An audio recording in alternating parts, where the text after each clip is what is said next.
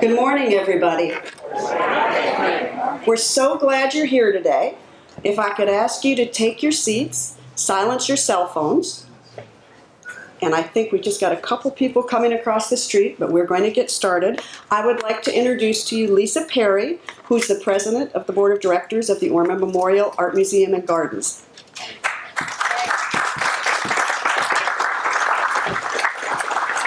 Thank you, Susan. Good morning, and thank you all for being here. We're going to start our program this morning with a tribute to the U.S. Armed Forces.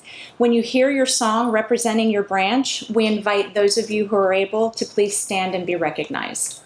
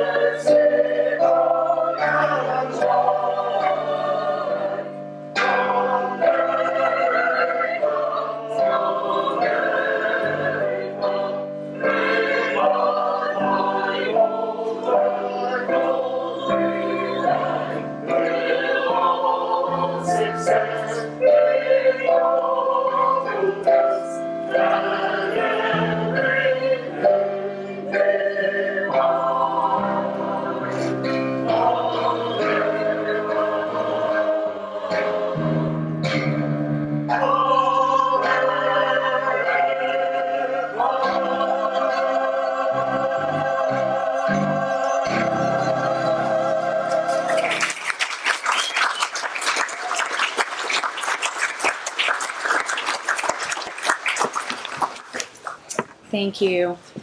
For those who are able, please rise for the presentation of colors by the Ormond Beach Civil Air Patrol Cadets.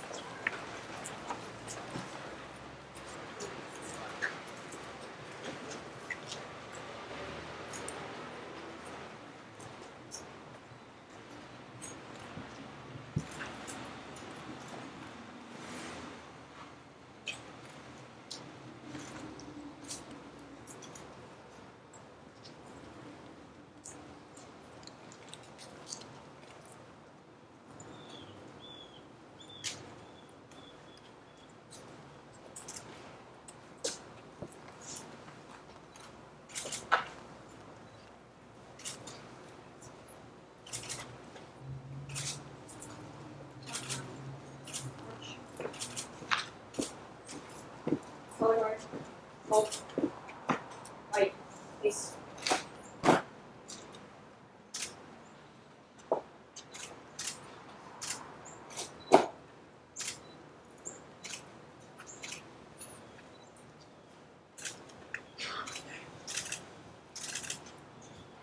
Three, stand. Arms.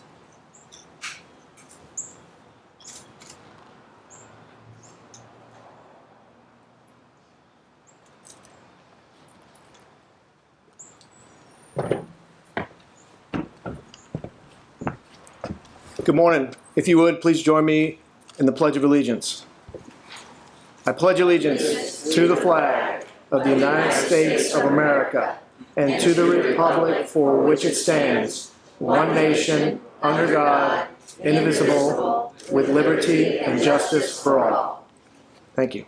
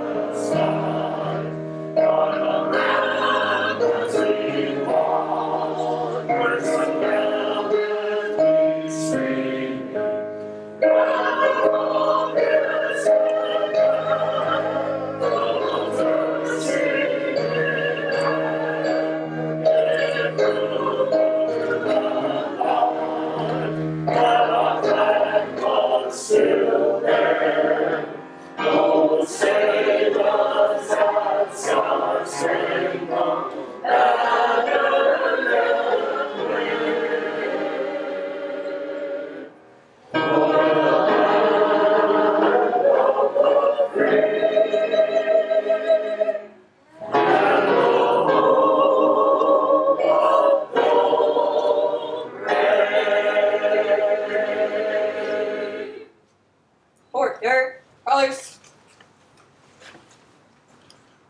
Left, face. Okay.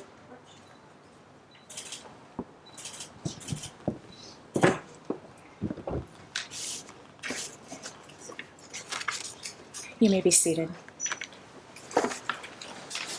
Thank you, Chief Godfrey, for leading us in the Pledge of Allegiance, and we're grateful to the Daytona Beach Choral Society, celebrating their 40th year, for providing our opening music and the national anthem. We appreciate you all being here this morning for one of our most cherished events here at the Ormond Memorial Art Museum and Gardens. In 1918, on the 11th hour of the 11th day of the 11th month, the fighting of World War I ended.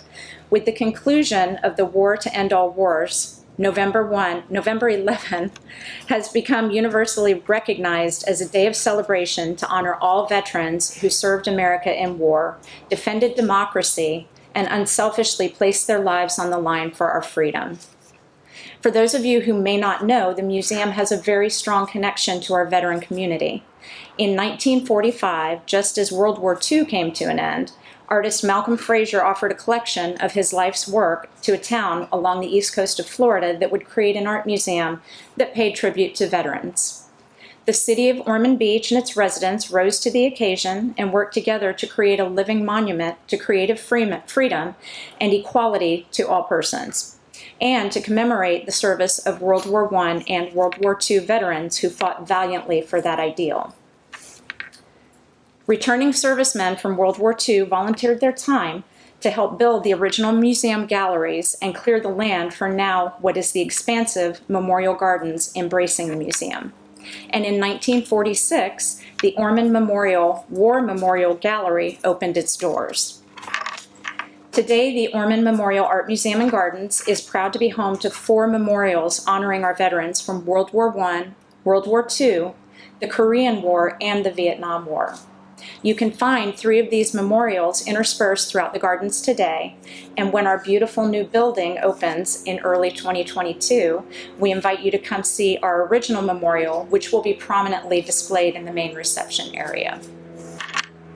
We're honored today to pay tribute to all of those among us who have been a part of the great brotherhood and sisterhood that we call the U.S. military.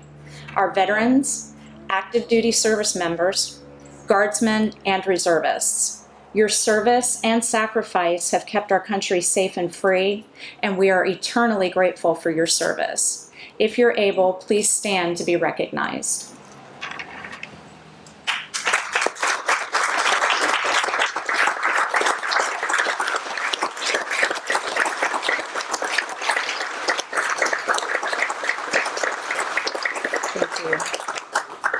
I'd like to welcome a few people before we move on in our program.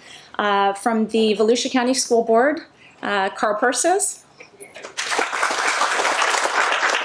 And from the City of Ormond Beach, we have Commissioner Troy Kent.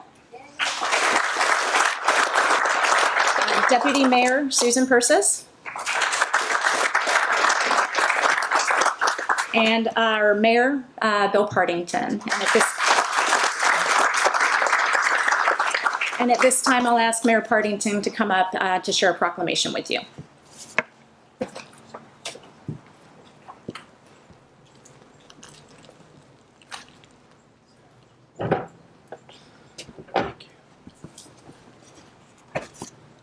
Good morning, and welcome to all of you on this celebratory day, Veterans Day, a day to celebrate, honor, and remember the great work that all the men and women of this amazing country have done, keeping us safe, protecting our freedoms, and furthering the causes of liberty and justice.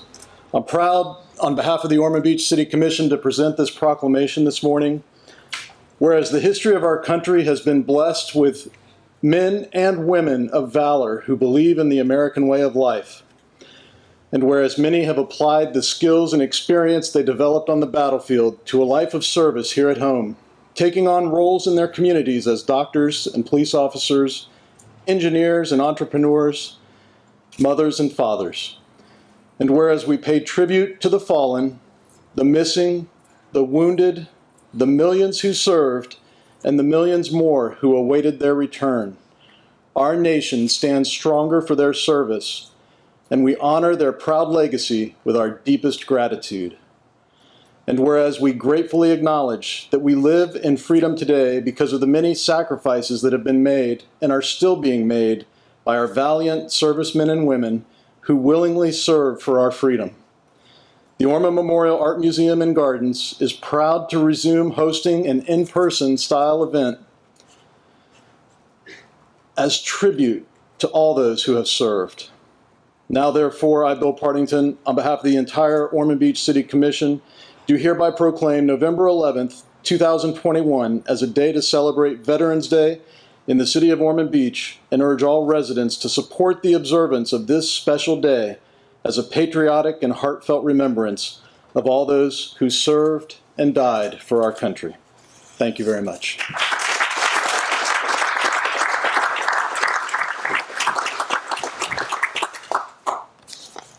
Thank you, Mayor Partington.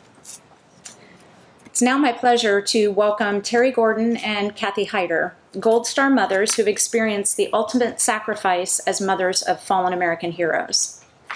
Kathy Hyder is co-founder of Remembering Vets, a charitable organization supporting the needs of veterans through a variety of programs and services. Kathy is a member of and holds positions in numerous veterans organizations, including president of the Volusia County chapter of American Gold Star Mothers, third vice president of Volusia County Veterans Council, and is a certified Florida military specialist with the Florida Board of Realtors. They're here today to share their thoughts as Gold Star mothers.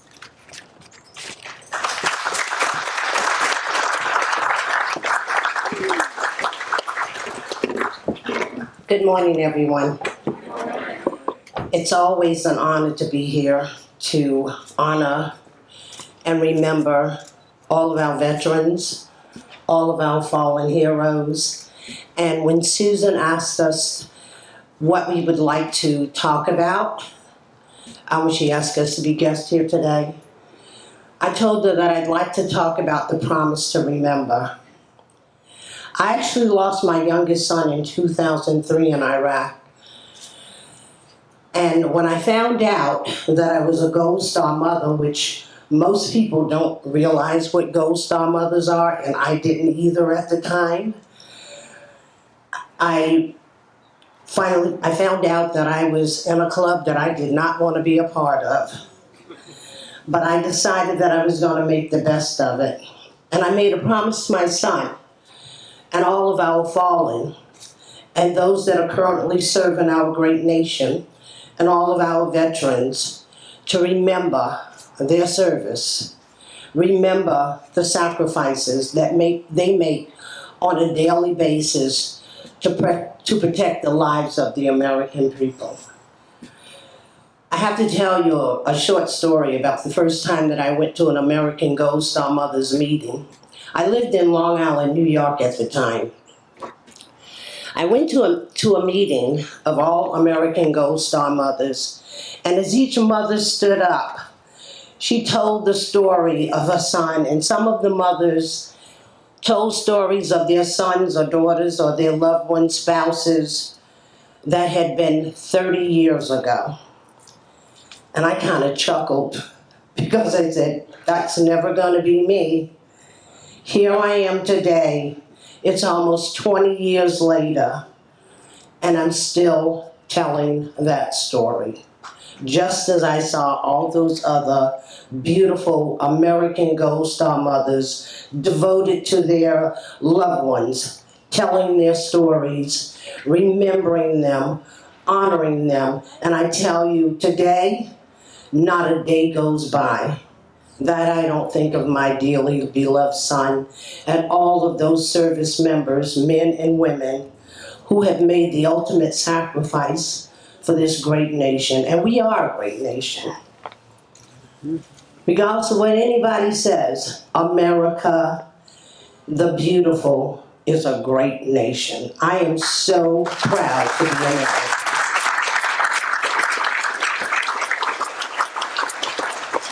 So another thing that I'd like to talk about is our organization, Remembering Vets.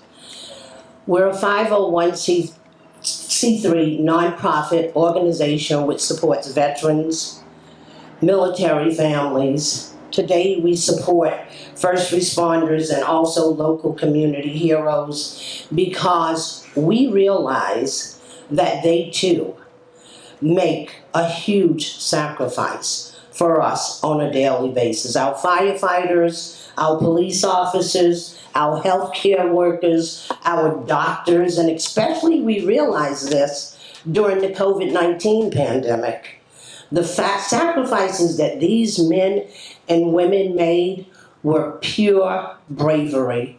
when healthcare workers had to go into the hospitals, into the doctor's office, working long hours, EMT workers transporting back and forth to the hospitals or wherever patients had to be taken, I realize they are our heroes too. So I also want to thank them. And before I close, I would like to just give one huge round of applause and thank you to all our veterans that are present here today. If you don't mind, would you please stand, if you can.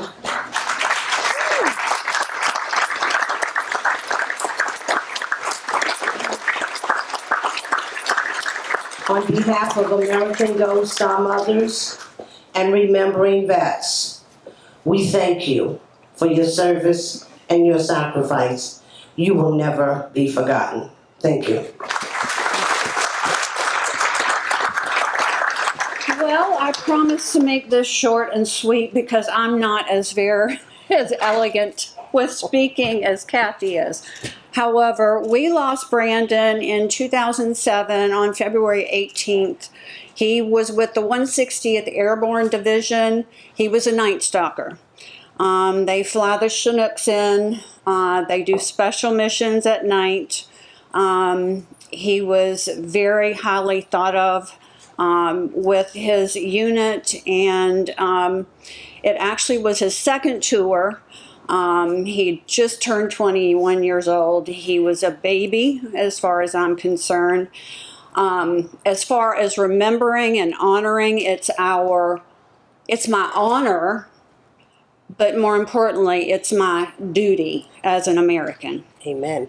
So I'll leave you with that, and we just look forward to doing everything we can to help our veterans if they're in need. So thank you.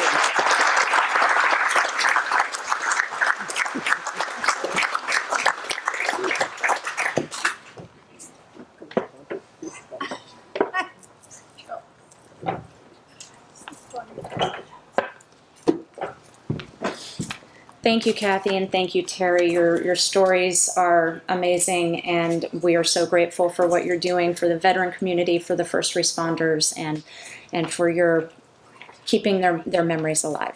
Thank you. And now we'd like to welcome Captain William J. Tody, United States Navy retired. William Tody is a business executive, photographer, and author who served more than 26 years on active duty in the United States Navy. In the Navy, Captain Tody commanded Fleet Anti-Submarine Warfare Command Norfolk, served as Commodore of Submarine Squadron 3, and as commanding officer of the nuclear fast attack submarine USS Indianapolis. He also served for more than 9 years in the Pentagon, including tours as Special Assistant to the Vice Chief of Naval Operations, as Navy Representative to the Joint Requirements Oversight Council, and as Deputy Director of the Navy War Plan Cell, Deep Blue. In 2012, he was a member of the White House Roundtable on Military Credentialing and Information Technology in support of President Obama's initiative to help service members receive civilian credentials and licenses. He's an honorary survivor of the World War II cruiser USS Indianapolis, and his narrative describing his experiences during the September 11, 2001 attack on the Pentagon were incorporated into the book Operation Homecoming. He's been featured in several global release documentaries related to 9/11, and recently authored a book titled From CO to CEO, a practical guide for transitioning from military to industry leadership, slated for publication in 2022. In industry, he's held executive positions at Raytheon, Hewlett-Packard, Cubic, and L3 Technologies, and he currently serves as president and CEO of Spartan Corporation in DeLeon Springs, Florida. Please join me in welcoming Captain Tody.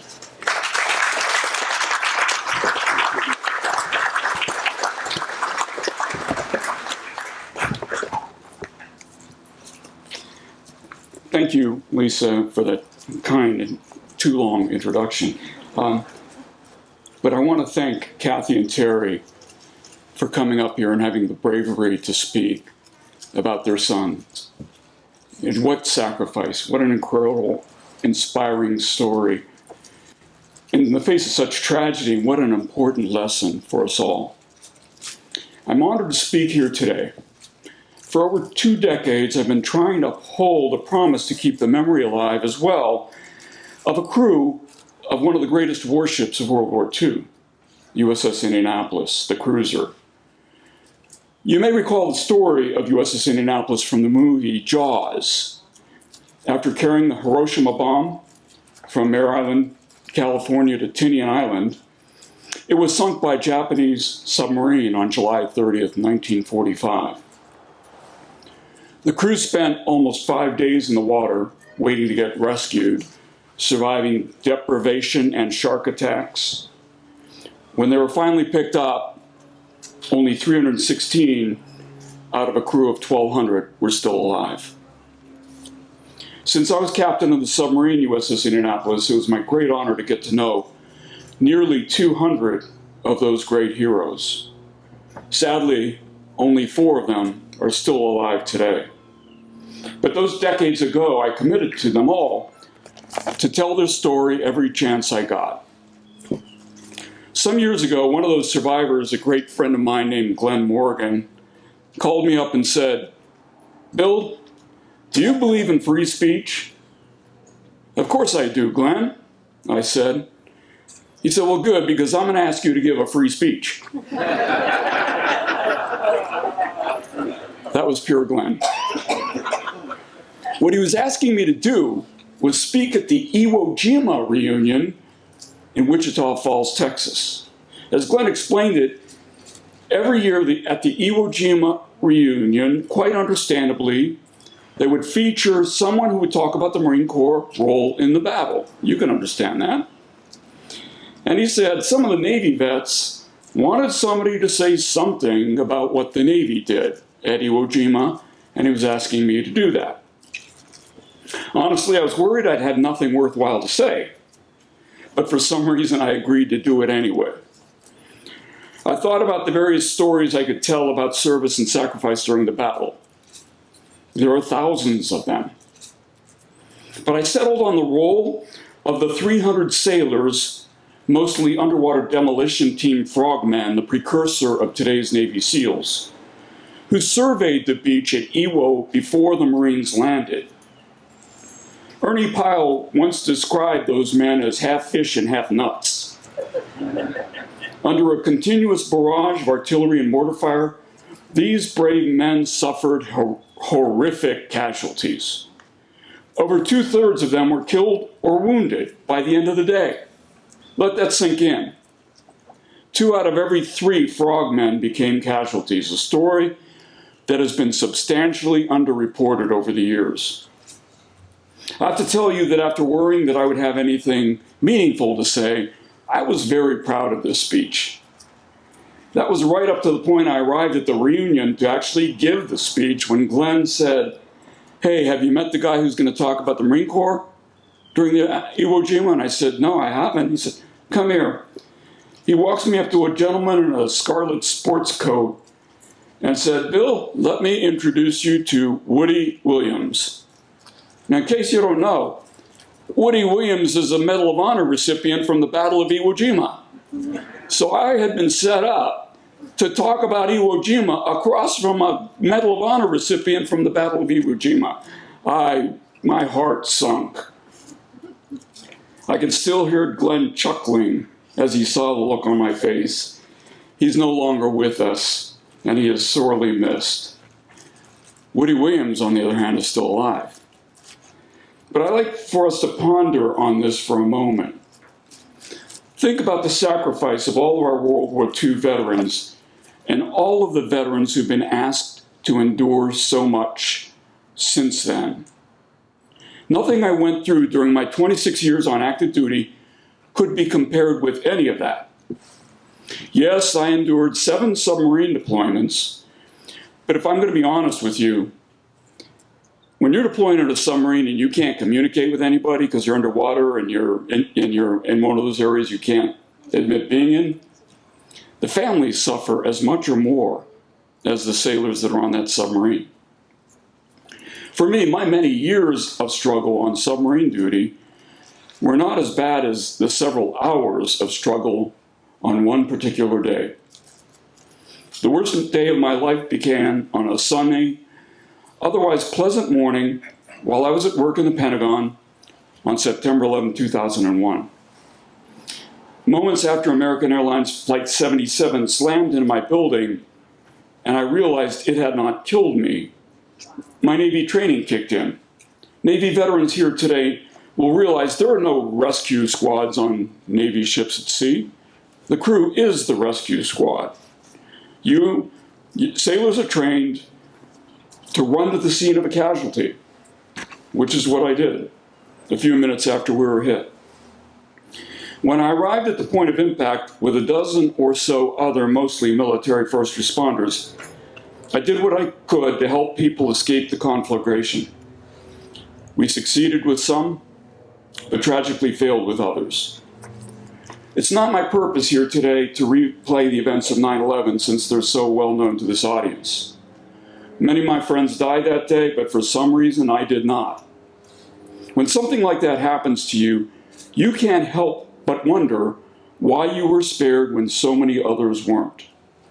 It took years for me to make peace with how this played out, but I eventually did. Veterans like many of you in this audience know there may come a time when you will be asked to make the ultimate sacrifice. That comes with the job. In the military, we believe that if and when your number comes up, it will be on the field of battle or when you're deployed. None of us think about the possibility that our time may come when we're at our desks on what we in the Navy call shore duty. But that's the world we live in today. It's not a world with defined front lines. It's a world where the front line tomorrow could be in your backyard. Veterans who served after 9/11 have a great deal in common with vets who served decades before.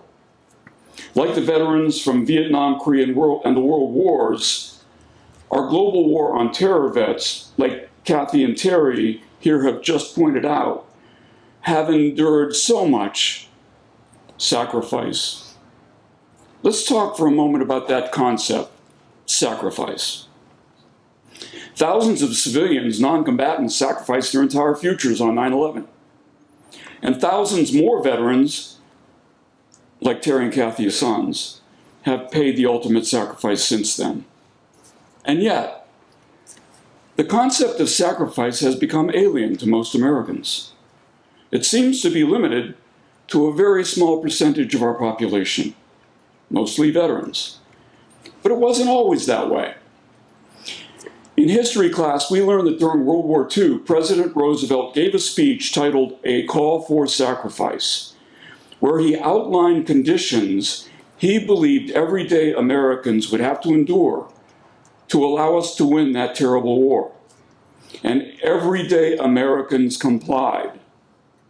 While our veterans were off fighting, folks back home engaged in rubber drives, steel drives, planted victory gardens, endured rationing of almost everything.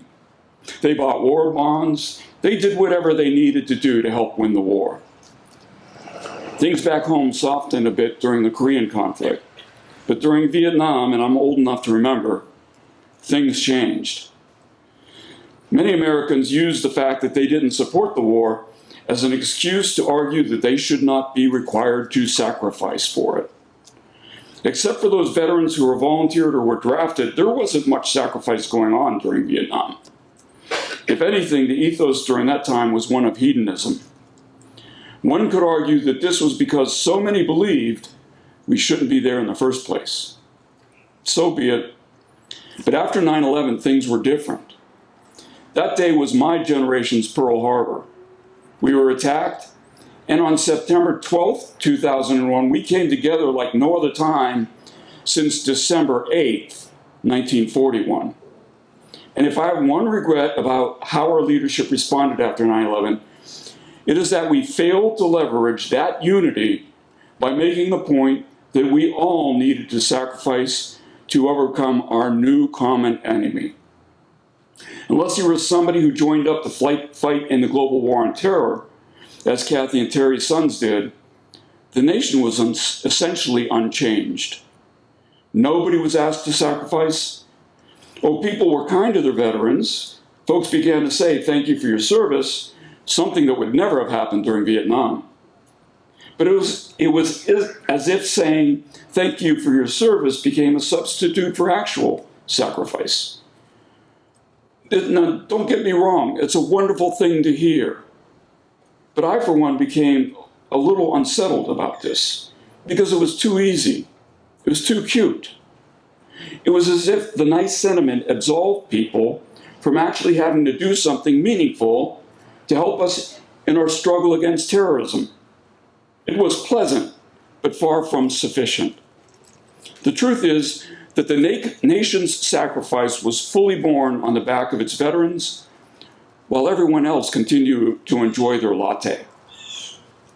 Sacrifice is such an alien concept to most Americans these days that last year, as we struggled through this pandemic, when we didn't know how bad it was going to be, millions of Americans pushed back against the minor inconvenience of wearing a mask to keep others free from the infection.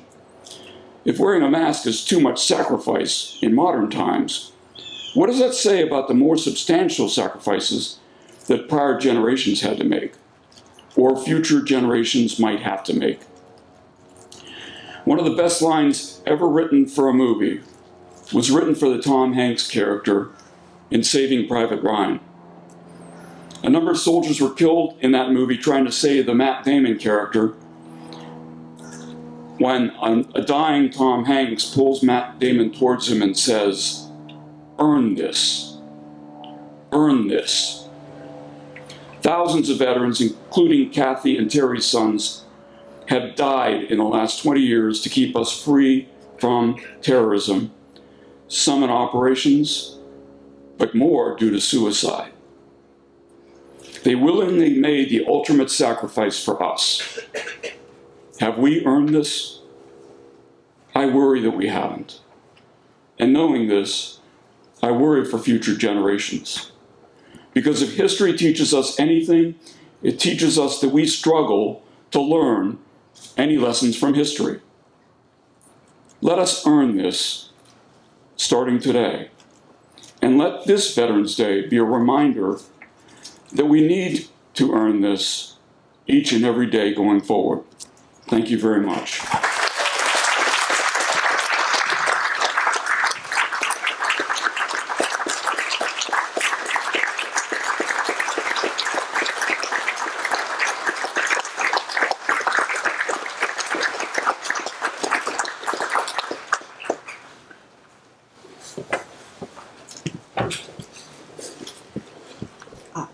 That was inspirational and thought-provoking. Thank you very much. And I think on behalf of all of us, we are all very appreciative that you accepted one more invitation for a free speech, because we will have something to ponder today.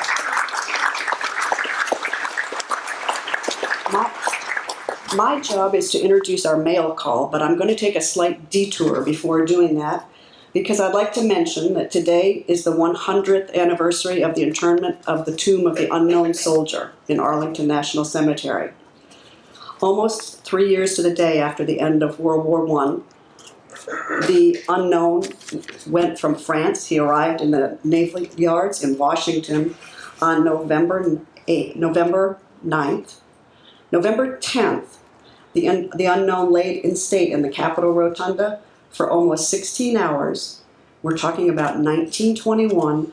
It's reported that more than 80,000 Americans paid their respects while the unknown laid in state in the Rotunda. Exactly 100 years ago today, on November 11th, the remains were taken by a horse-led caisson procession through Washington, across the bridge to Arlington. They were interred under the tomb of the unknown soldier, and President Harding presented our highest military honor, the Medal of Honor. The whole country stopped. Every American stopped for 2 minutes of silence at the beginning of that ceremony. The tomb, ever since then, has been like a powerful national symbol of sacrifice and of service. And it's guarded 24 hours a day by the 3rd Infantry Regiment. In looking at the information, I think one of the things that struck me the most of all things was a quote by a politician. But this was in the time of World War II, World War I, pardon me. He was a World War I veteran. It was Hamilton Fish Jr. And he proposed to Congress, I want to quote this and get this exactly right, to quote, bring home the body of an unknown American warrior who in himself represents no section, creed, or race in the late war, and who typifies, moreover, the soul of America and the supreme sacrifice of her heroic dead. And those words really resonated with me. I think we can all relate to something unexpected, catastrophic, that affects the world, that brings incredible pain, loss, death, and fear. But it gives me hope that 100 years ago, Americans, people, decided to focus on what is we have in common, what connects us, and what we choose to honor, and not our differences. And I just think that's something that's worth thinking about and considering today. So I'm going to ask now, I'm going to move on from the unknown soldier to those of you who are with us today that we want to continue to recognize. I have a project, a mail call project. So I'd like to ask if there are any young people in the audience, because our school district gives our students Veterans Day off. If there are any young people in the audience who'd like to help with this project, raise your hands. Great, perfect. The first thing I want you to do is ask the adult you came with, if it's okay. All right, well, everybody sitting on this side is going to, Ms. Heron, would you raise your hand? Is going to go back to Ms. Heron and help. Everybody over here is going to go to Ms. Davidson. You're going to have to wave a little bit more, Michelle. You're a little farther away. So if you go ahead and do that now, you can start heading as long as your adult says it's okay. And what our mail call is, they are original thank you cards created by the students at Osceola Elementary School, which is our neighborhood elementary school just around the corner. They are original creations, original artwork, original spelling, and original penmanship. but the sentiment is very true. And so at the conclusion of today's program, we'd like to ask our young people to hand out thank you cards to all the veterans in attendance. We also have refreshments in the gazebo in the garden, which is down the path where the color guard made its entrance, courtesy of the Pilot Club of Daytona Beach. And I'd like to give a very special thank you to all of you for being here today, all of you who participated in the program, all of you who brought someone who maybe doesn't traditionally notice Veterans Day, all of you who brought a young person. This is a very special day for us, and we're so glad that you're here. And at this point, I would like to ask the Ormond Beach Civil Air Patrol cadets to come and retrieve the colors.